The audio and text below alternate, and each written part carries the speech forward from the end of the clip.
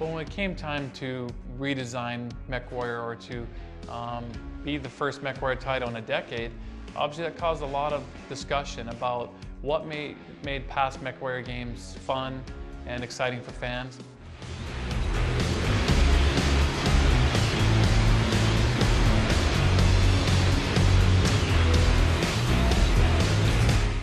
We came up with 4 main design pillars. First off, we have mech warfare, and that's really what it sounds like. It's about everything to do with the combat, of being in the cockpit, battling other mechs. That experience is played out for the player, and how we can advance that with today's technology, and how we can really immerse the player like they've never been immersed before. Reactor online, sensors online, weapons online, all systems online. Next we have information warfare. This is also a big thing. I mean, in the past MechWarrior titles, there was a lot of limitations when it came to targeting. If you wanted to target the enemy, you just press the target enemy key, and it doesn't matter how many hills or trees he's behind, you get the little red box around him and it's always there. You know where he is and when he's about to pop over the hill, and you can attack him.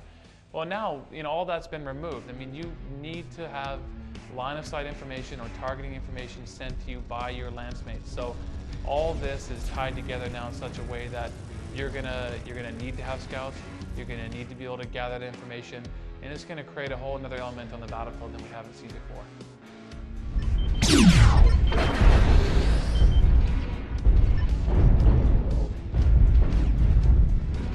Next is role warfare, which to me is actually the single most important pillar we have. Past MechWarrior titles have really been about an arms race. So it was, you were in a smaller mech only as long as you had to be until you could afford to be in a bigger mech and a bigger mech. But we have, both with the new technology we're using and a lot of our design principles, we finally have a product, a MechWarrior game, where you can be a scout, you can be a small mech, and you can be very effective on the battlefield. And you're going to be needed. Your lance mates, your company you're involved in, they're going to want to have scouts and small mechs. So I think that's probably the single biggest innovation we bring to MechWarrior.